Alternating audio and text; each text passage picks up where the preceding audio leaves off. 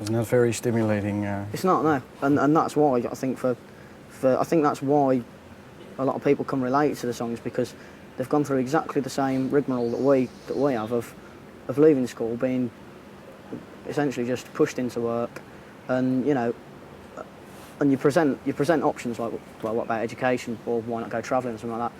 But they're, you know, for people that age and in that, from that circle of life, they're not realistic options. You don't really get options. You literally just have to go to work, or you're not going to have any money. Do you know what I mean? Yeah. But yeah, you're in the top 10, so probably people can relate to your songs. Yeah. I'll tell you what, the careers advisor was wrong, weren't she? Yeah. You know what I mean? Yeah. All right. No.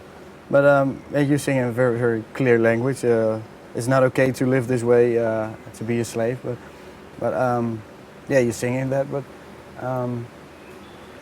what can those people, you know, who can relate to that?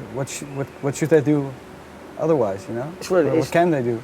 It's really difficult. I mean, I think that one thing I wouldn't want to happen is I don't want us to be misunderstood as being a political band. Got a barge going past there. Do you want us to hang on for a minute? It's all right, yeah. Yeah. All right. I think in response to your question, I think it'd be very easy to misunderstand us as being a political band, or you know, a band with a political viewpoint, and I don't think we are.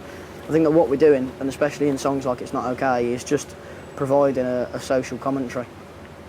You know, and that song was written at exactly the time that the Peugeot factories were closing, and loads of our mates who were trained motor workers, you know, were finding themselves without a job, and it affects you down the pub, because you go down the pub and you see your mates upset and you know, and depressed because their jobs are just gone.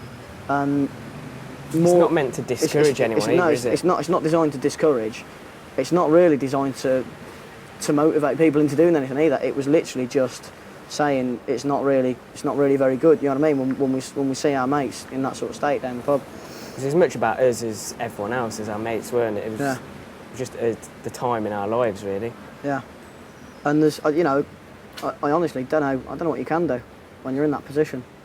You know, if it was easy, then there wouldn't be a problem, and if it was easy and there wasn't a problem, then there probably wouldn't be a song about it. We just took a chance, didn't we? And you've got to make the initial effort of trying to do something new, otherwise it's probably not going to happen. The only bit of advice that I could give anyone slightly about it is just to believe in yourself, and don't stop believing in yourself, you know, because I think that at the age of about 16, when you leave school and you're having it drilled into you to go and get a trade and to go and work for Peugeot or work for wherever, you know, at that age you're basically having your dreams robbed from you, and that's when, you know, that's when you end up in that sort of situation.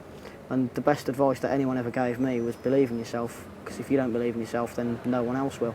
And it's a brilliant bit of advice. And when you know, when you're at school, if you ask a 14-year-old lad at school, what's your dream? What do you want to be ideally when you grow up?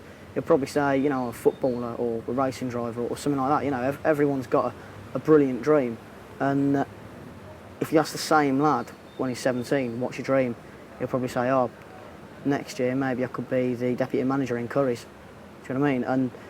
And if society goes on like that, then the biggest achievements in the history of anyone's country comes from people who have dreams and they believe in them, and they go and make that dream a reality, and they invent something or they do something productive, you know. And if everyone's just been filtered into 9-to-5 jobs, not able to realise their dream, then, you know, it's not going to happen. Everything sort of grinds to a halt.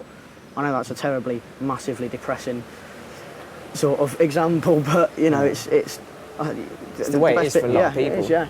The best bit of advice is just to keep believing that, and don't lose your childhood dreams, and just pursue them, and don't look back when you're 30 and go, well, I don't know if I could have done it because I didn't try. Just go out and try if you can. If you get half a chance, go out on a limb and do it.